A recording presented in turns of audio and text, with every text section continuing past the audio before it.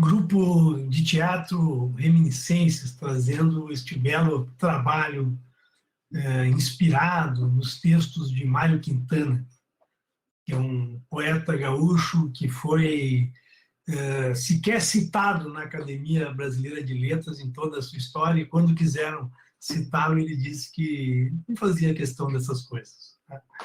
O Mário Quintana tem um trabalho belíssimo de poesias e contos em toda a sua história pessoal.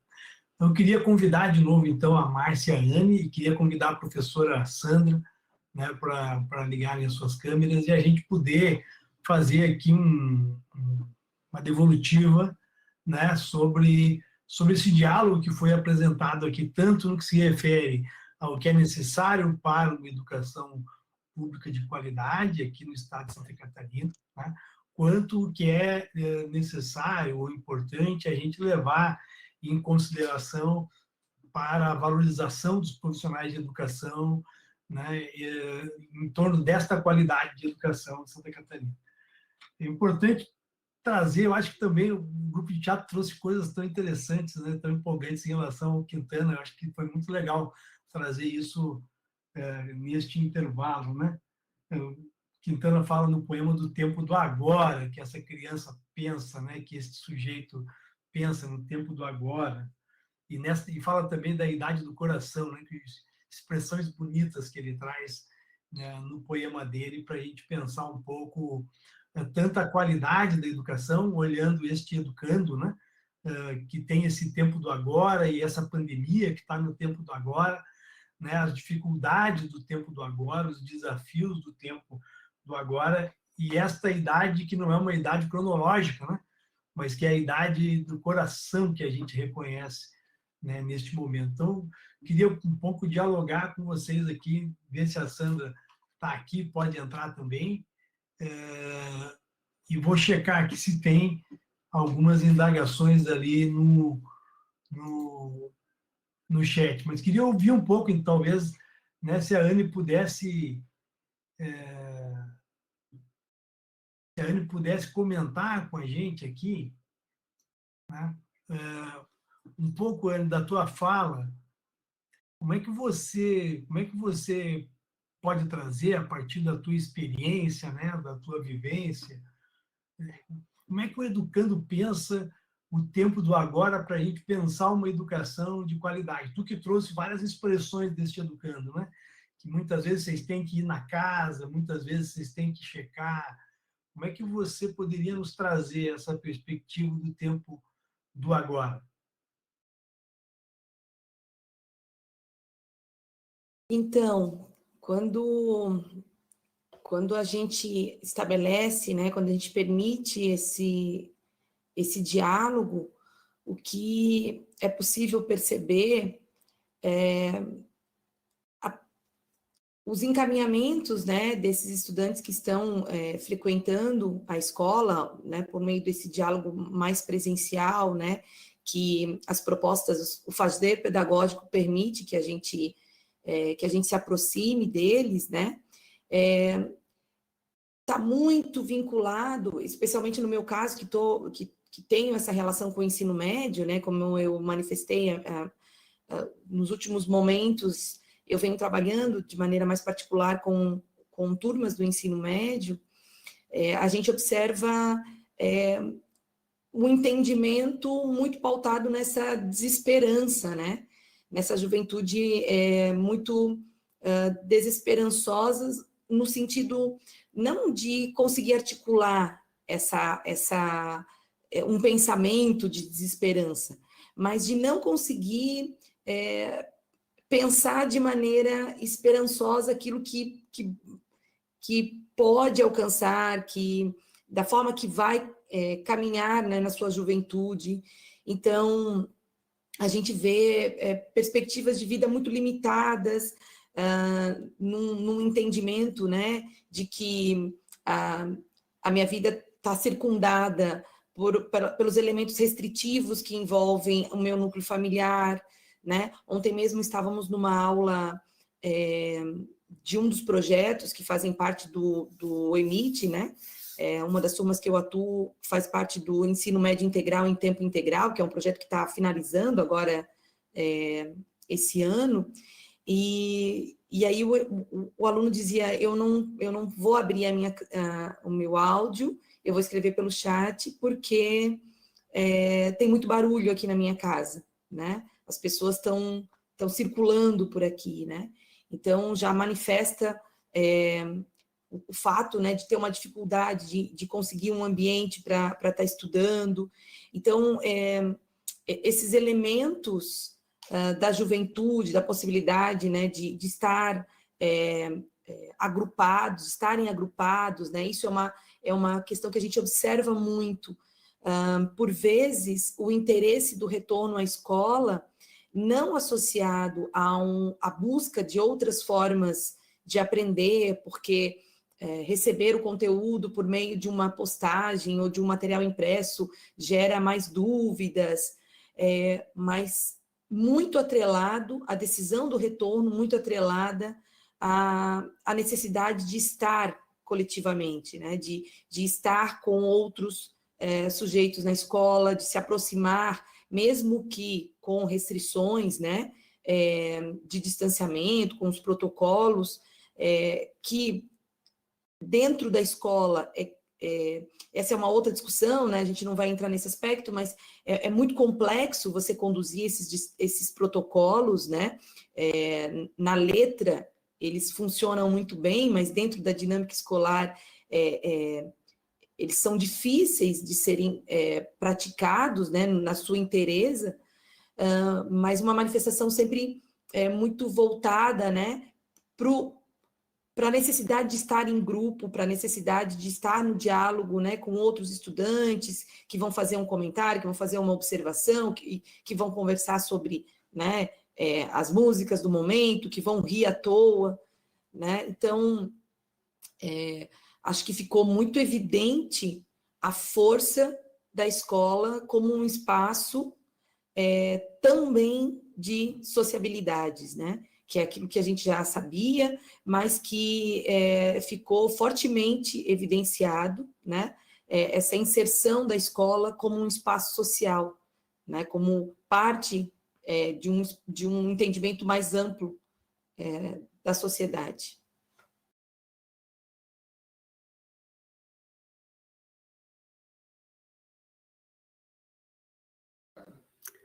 Bom, foi muito bom ouvir a Anne e a Márcia. Minha internet caiu aqui, deu uma oscilada, né? Imagine a realidade, né, dos nossos estudantes, dos nossos professores das redes municipais e estaduais.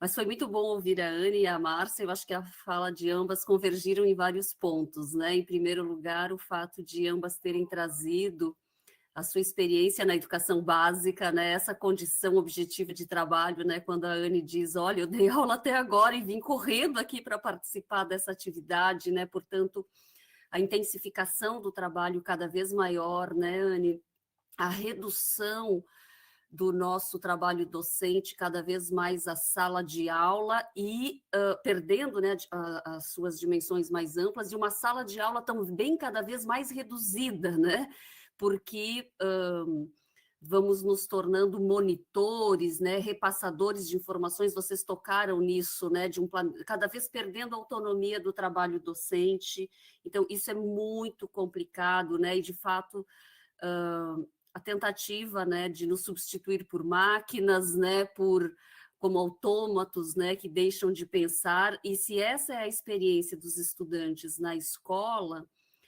isso também vai sendo extrapolado, né, para além da escola, porque nós vamos nos tornando...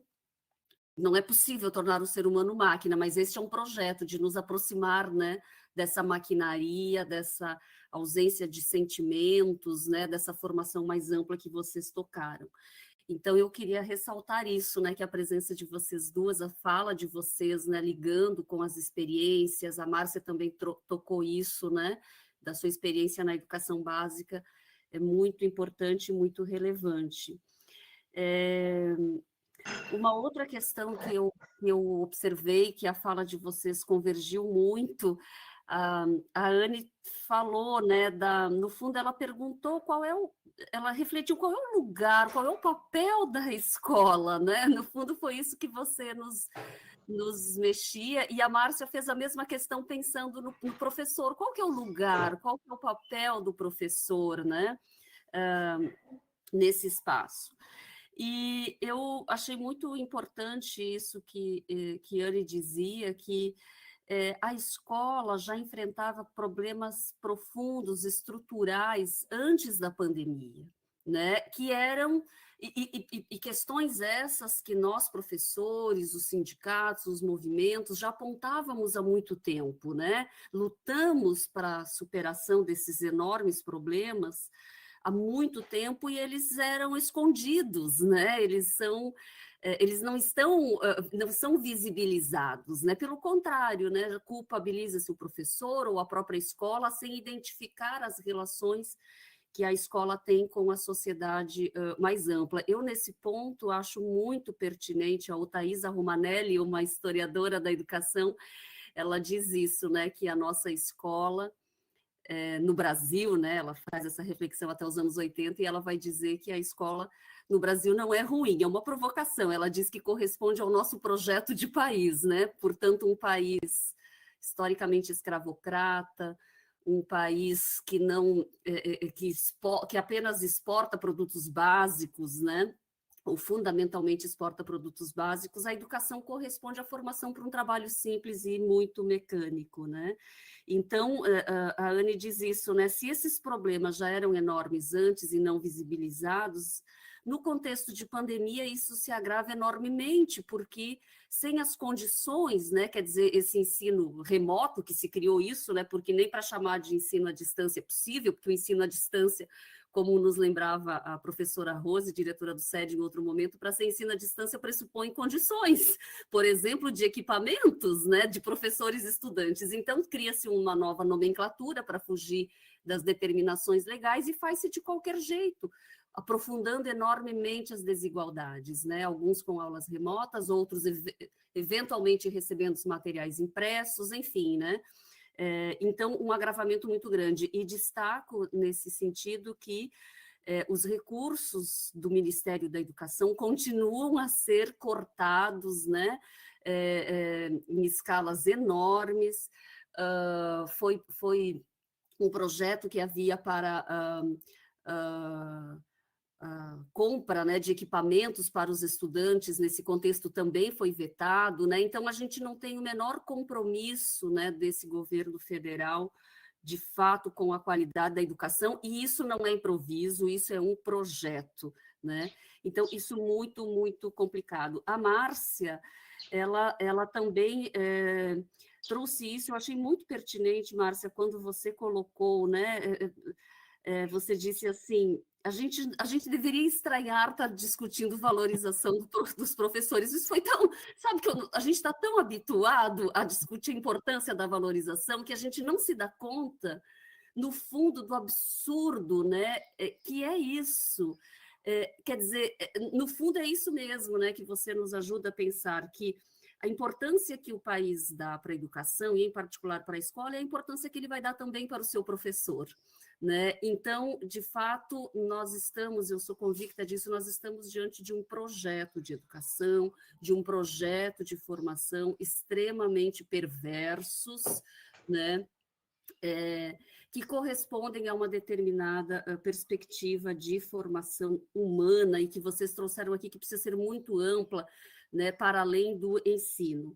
E eu vou fechar com uma questão, né, que a Márcia também trouxe, eu acho tão pertinente isso que tu falaste, dentre tantas coisas, né, Márcia, que tu foi falando que a valorização dos professores, dos profissionais da educação, ela é extremamente complexa e muito ampla, né? Você falou de condições de trabalho, de formação inicial, continuada, remuneração, uma série de questões.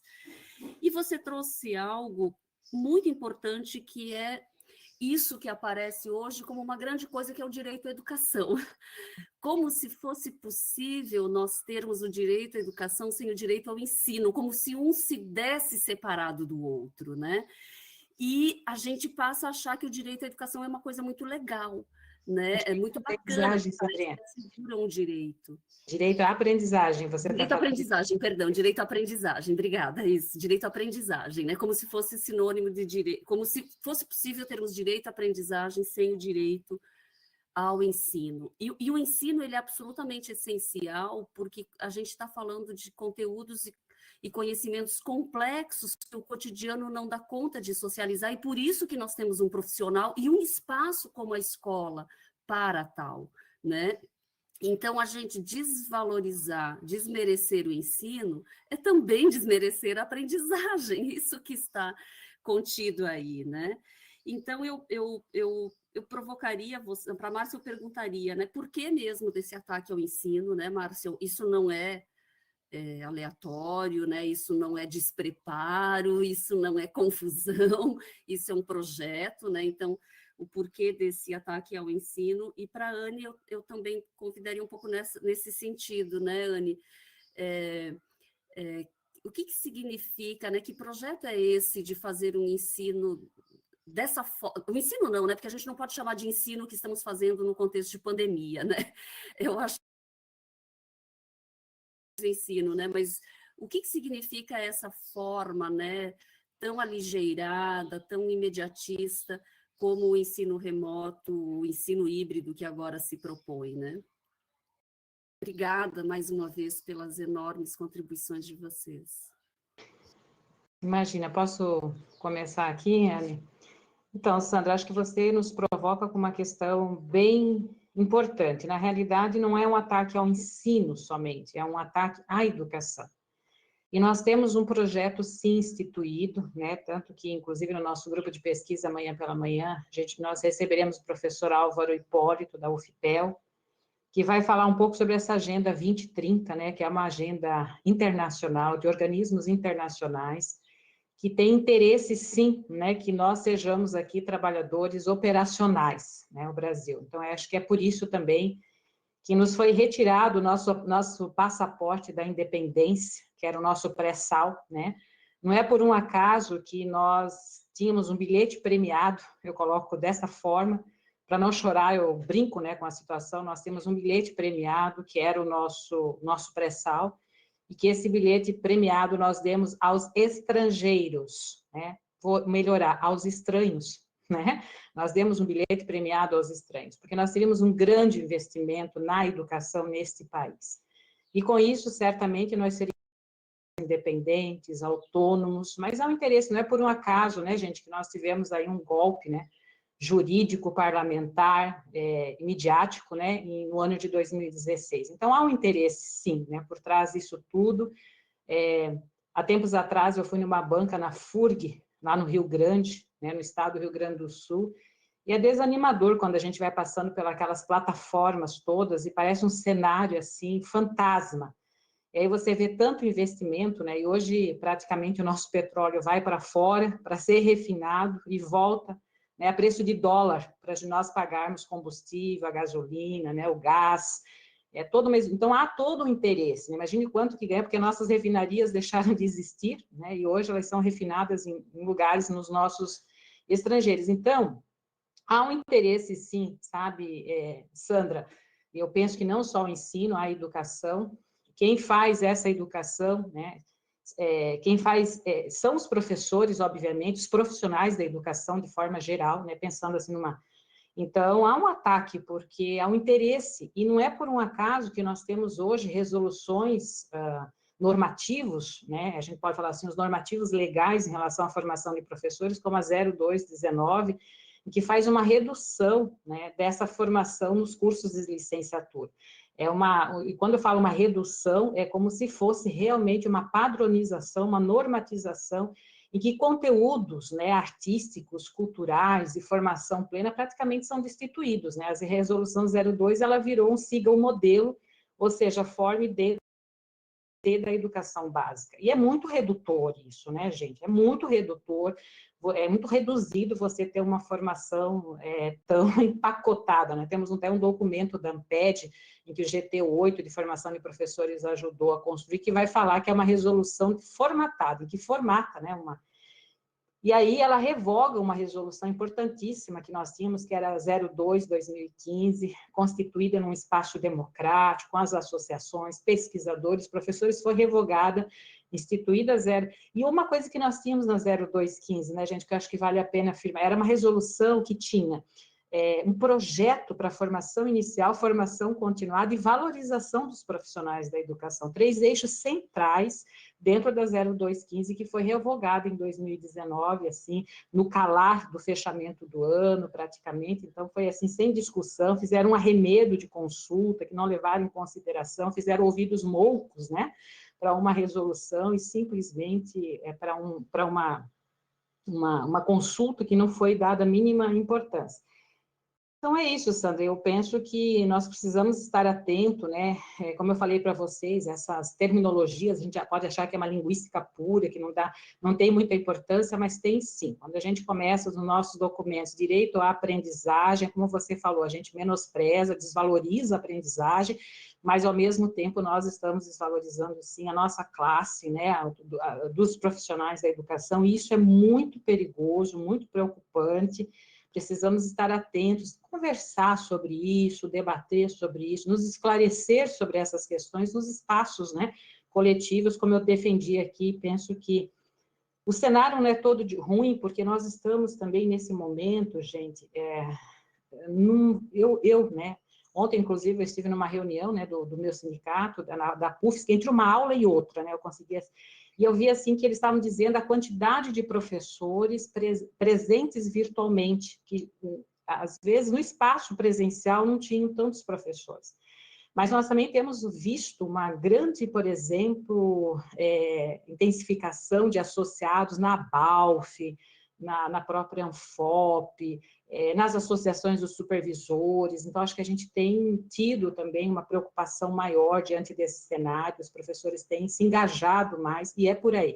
Eu acho que o Paulo Freire fala de um termo muito bacana para nós, que é o engajamento, né? E esse engajamento não é o engajamento que a 0219 utilizou lá, né? Gostaria de deixar bem claro, né? Não é esse engajamento, mas é um engajamento político, ético, né? Social, que nós precisamos ter no nosso trabalho.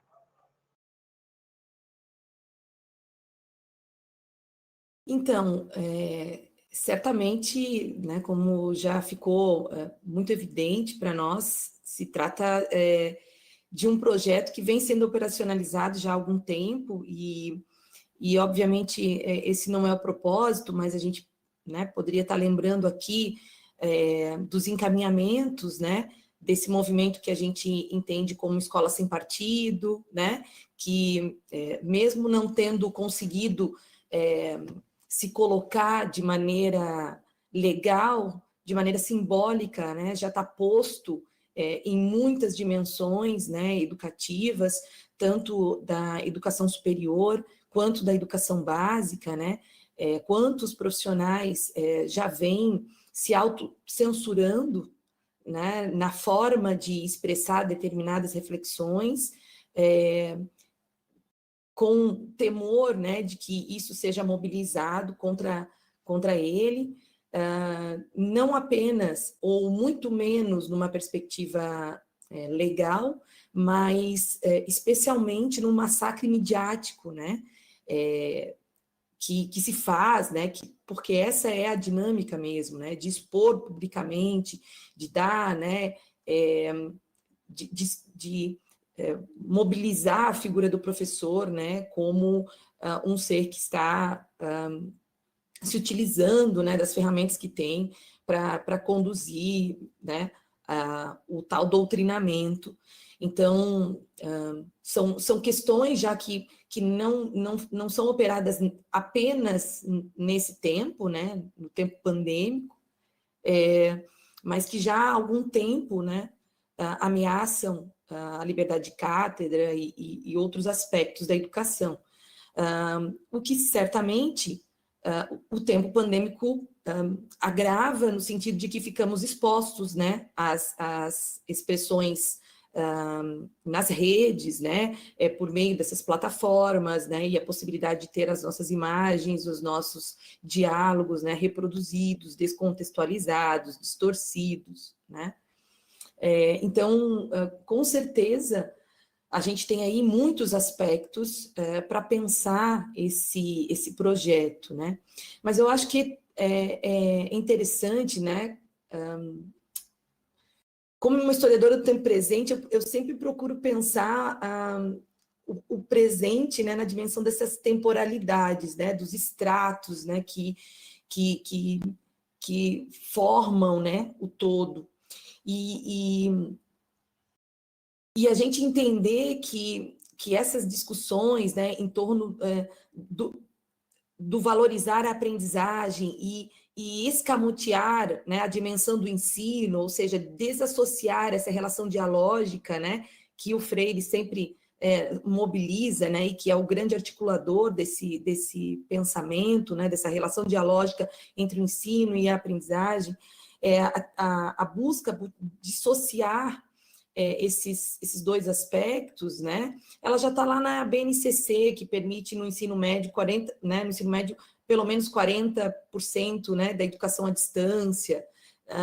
Já se apresenta em outros momentos que a pandemia tornou mais gritante. Mas o que mais me preocupa, que eu venho refletindo nos últimos tempos, é que, por vezes, a gente, de maneira, não sei se ingênua é a palavra, mas de maneira pouco reflexiva, assume determinados discursos como salvacionistas. E essa dimensão da tecnologia vem me incomodando muito, né? Essa ideia de uma tecnologia que vai salvar a educação da precariedade que ela, né, vivenciava. Mesmo nós tendo a experiência do ano de 2020 e entendendo que essa dimensão, esse atravessamento tecnológico em termos do acesso à internet, aos recursos, né, de equipamentos capazes de reproduzir determinados programas, baixar os vídeos e tudo mais, mesmo nós sabendo que isso não está ampliado, não está democratizado, né? Pensando no Brasil e pensando na nossa realidade de Santa Catarina, que, em comparação com outras localidades, certamente poderia ter algumas vantagens, né? No sentido desses acessos aos recursos, o que na prática não se efetivou, né?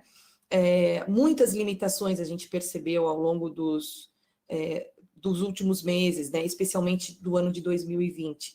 E por vezes a gente vai colhendo esses discursos mobilizados, inclusive pela opinião pública, mobilizados, obviamente, né, pelos organismos governamentais, que tentam vender essa ideia de que a tecnologia, que basta ter a tecnologia. E o Estado de Santa Catarina vem promovendo muito isso, né? Esse discurso que está no campo de discurso, né? Se eu pudesse mostrar para vocês o meu WhatsApp institucional, né? Porque agora é isso, a gente tem um WhatsApp institucional das duas escolas, simultaneamente, na mesma semana, uma anunciava que os professores deveriam começar a fazer reserva do Data Show, uma vez que numa escola com cerca de 2.000 alunos, existe um Data Show funcionando. Um único Data Show.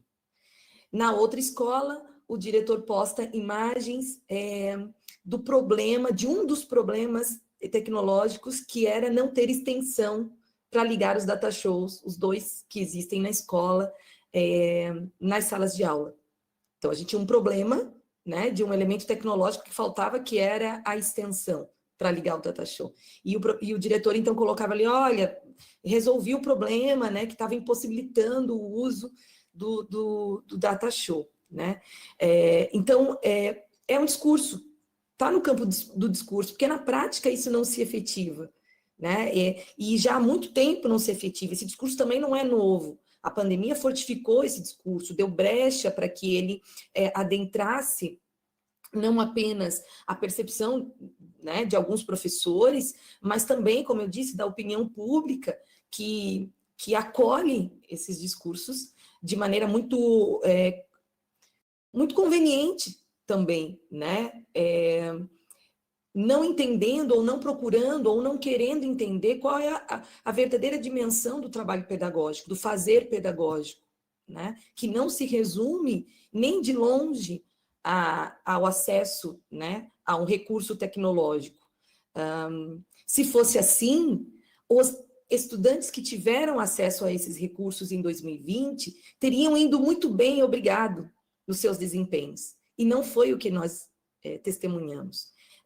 Não foi possível testemunhar, pelo menos até onde as minhas né, experiências nessas duas escolas e com os colegas com quem eu interajo, ou até mesmo pela percepção, né, das minhas filhas, dos encaminhamentos nas escolas com elas, não foi possível identificar que alunos que tinham acesso a tecnologias se destacaram no processo, né, no encaminhamento das aprendizagens.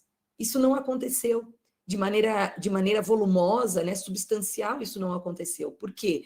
Porque ensinar e aprender só acontece a partir do diálogo, das possibilidades de abertura, das possibilidades de significar aquilo de maneira concreta, né? A autonomia do estudo só vai acontecer quando ela for construída.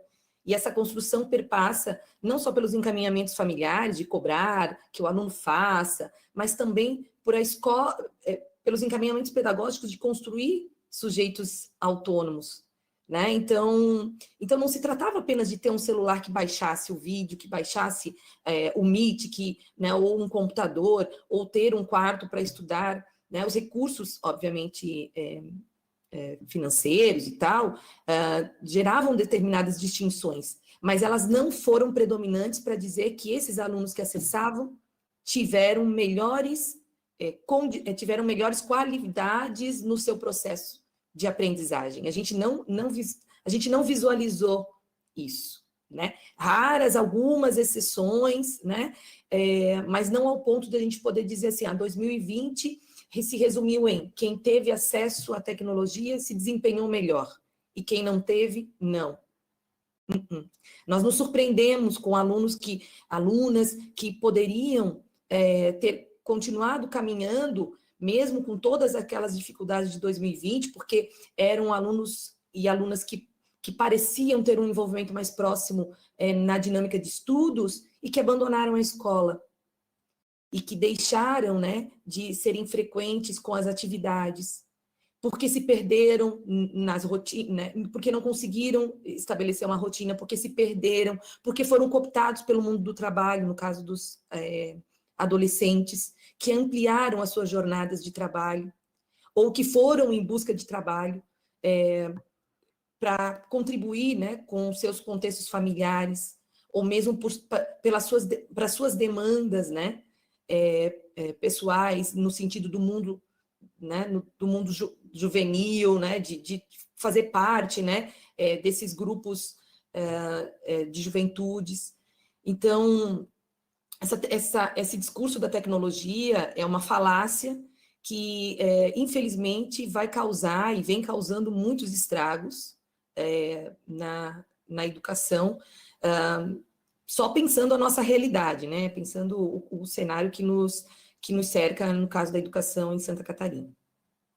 Muito bem, Anne. O que eu queria, primeiro, assim, comunicar aos internautas que estão nos assistindo, né?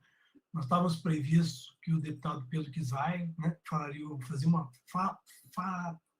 iria fazer, nossa, perdi a dicção aqui, uma fala agora às 11h30, né, sobre os perigos, né, os riscos que a educação brasileira sofre com a tramitação de projetos no Congresso Nacional, nas casas legislativas, né, na Câmara e no Senado, e a gente recebeu uma mensagem dizendo que ele está, neste momento, num debate no Congresso, presencialmente, ele está em Brasília, em torno da votação da privatização da Eletrobras, né? Foi um pedido de urgência, pedido da medida provisória, que entra em votação no dia de hoje. Ele está tentando se desvencilhar da situação lá para vir aqui conosco.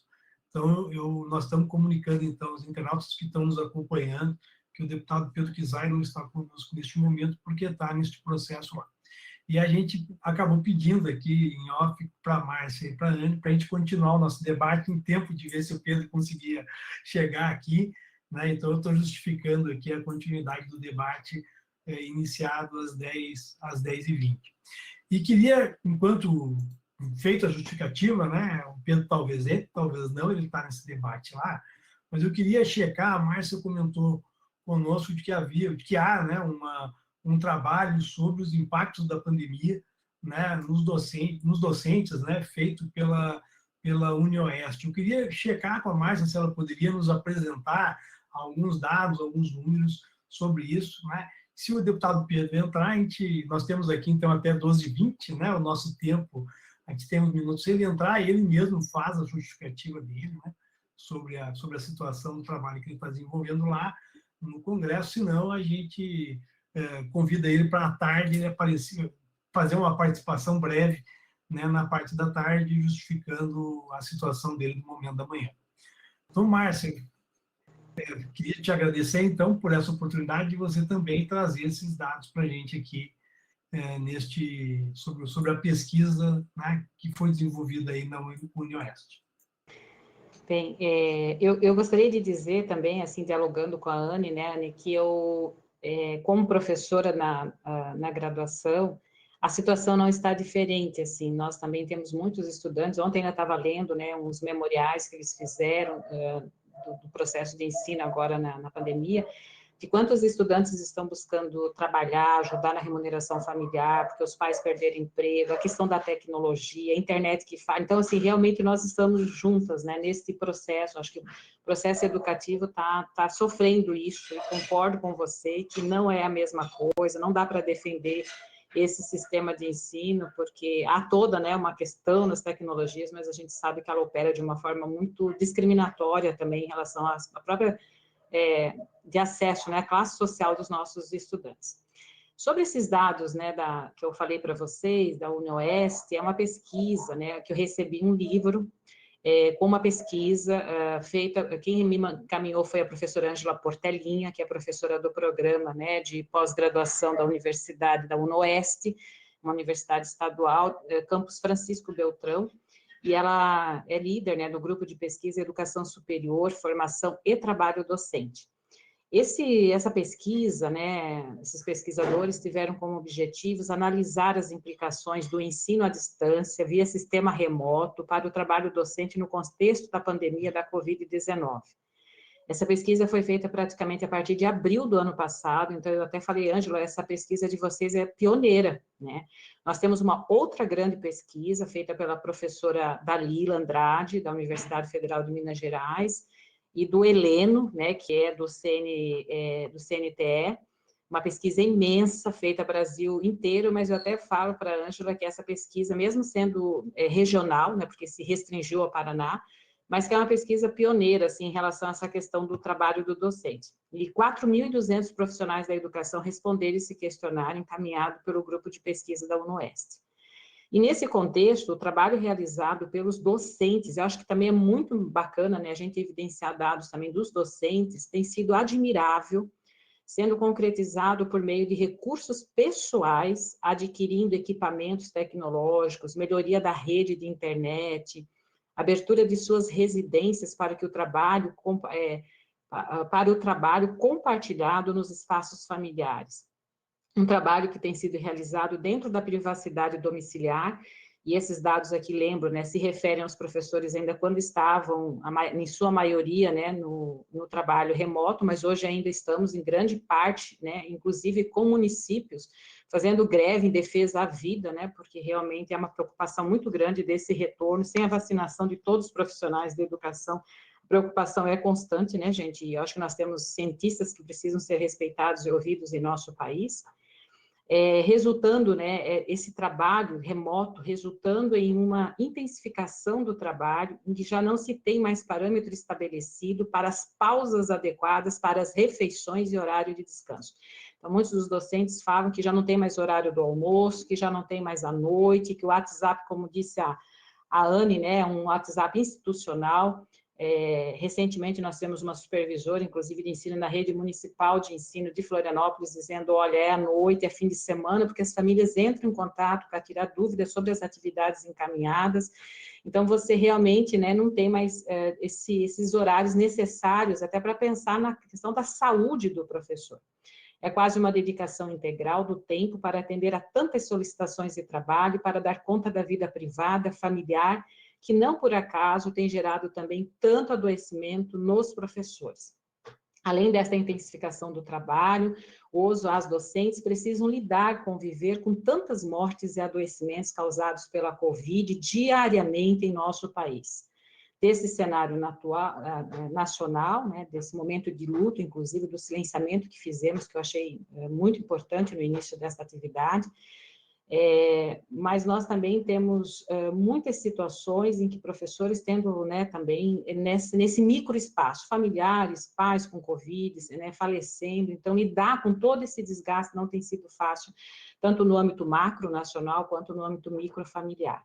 Situação de muitos trabalhadores que, assim como os profissionais da educação, precisa ser sinalizada e compreendida como um verdadeiro desgaste da energia humana para sobreviver a esse caos.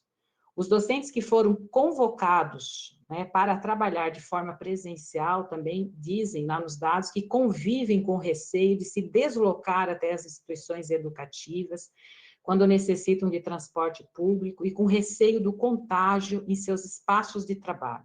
Convivem com o medo, o receio e, não por acaso, o adoecimento psíquico tem tomado conta de muitos dos profissionais da educação que têm desenvolvido ou intensificado quadros de depressão, síndrome de pânico, etc. E acho que o caso que a Luciane Carminati trouxe para nós, né, gente, que além dessa questão do medo e do receio, nós temos ainda a coerção. Semana passada, um outro parênteses, eu assisti um áudio de um professor de uma escola privada de Fortaleza, uma amiga divulgou numa rede nossa, em que tinha falecido, né, na sexta-feira passada, uma colega, até me lembro muito bem, porque nasceu em 1971, o ano que eu nasci também, e nesse dia ela tinha falecido de Covid, então esse colega dizia que 5 colegas dessa escola, uma grande escola de Fortaleza, já tinham falecido de Covid, mais 2 colegas estavam entubados. E a pressão, né, ele falava no trabalho, né, da pressão da coordenação, da direção da escola em relação aos professores. Porque essa pressão também não é por um acaso, que vem por parte de muitos familiares, né, que estão pagando essas escolas particulares, exigindo a presença dos professores.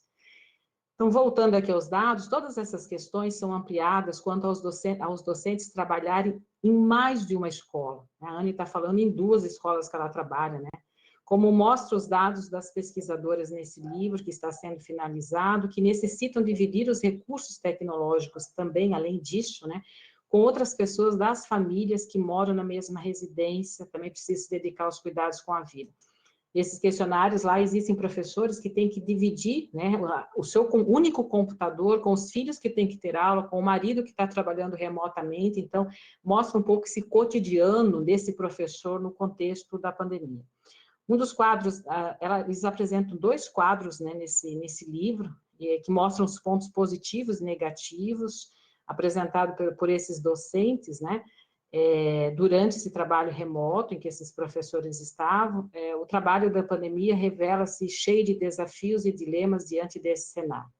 Dessa forma, pode-se afirmar que os professores e as professoras têm trabalhado e muito, diferente do que ouvimos recentemente de um parlamentar lá no Paraná, infelizmente, né, que também tem adoecido e realizado um grande, e aí eu coloco investimento entre aspas, porque esse é um termo que a gente tem várias críticas, mas um investimento para que o processo de ensino e de aprendizagem, nesse contexto de excepcionalidade, continue se efetivando, mesmo que de forma diferenciada por meio dessa questão do trabalho remoto. Né? E esse investimento, né, eu acho que são recursos pessoais para que esses professores, né, tenham investido, e assim, gente, e nesse contexto mais amplo, que não é só econômico ou financeiro, mas é de saúde também, né? Então, é isso. Não é por um acaso que nós estamos com tantos professores, né, sendo, né, em processo de sofrimento e adoecimento nesse momento também. Acho que é isso, Márcio.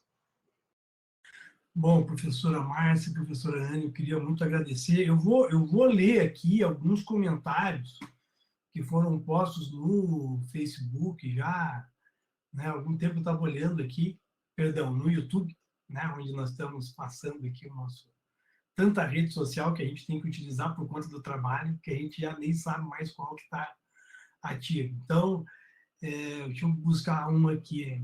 A educação domiciliar é uma volta à Idade Média, um absurdo que precisa ser combatido. Né?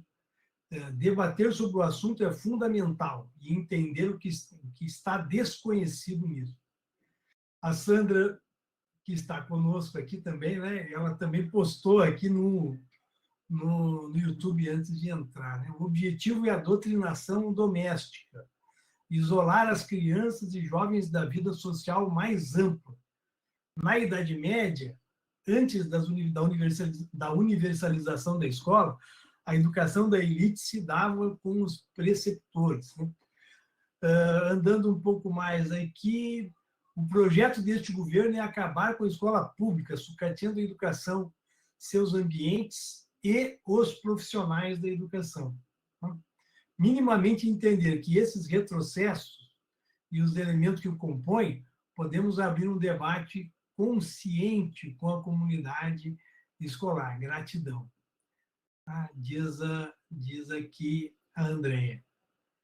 A professora Luciane diz, a educação como negócio. Os princípios fundamentais para a formação humana são substituídos pela especulação financeira. Quem mais? Comentários aqui. Qual grupo seria sua idade se você não soubesse quantos anos você tem? Uma fala ali do poeta Mário Quintana no grupo. A Andréia Perdicares diz, debate muito importante, comentários ainda mais relevantes. Nos chama a consciência a todo instante. Eu acho que é um pouco isso, né, professora Márcia e professora Anne. Eu queria muito agradecer aqui a colaboração generosa, né, dedicação generosa do tempo de vocês, comentar que a gente tem mesmo essa questão da valorização e da educação, da importância, né, da educação pública gratuita, pensando este tempo de pandemia, mas é importante pensar que muitas questões que vocês trouxeram aqui já existiam, né, em grau talvez inferior, mas antes da pandemia, a pandemia exacerbou um conjunto de questões que já estavam postas, né, e nos traz elementos para a gente pensar também para depois da pandemia, né? Tanto a questão dos educandos quanto das educadoras e dos educadores. Então, é importante trazer em mente essa reflexão.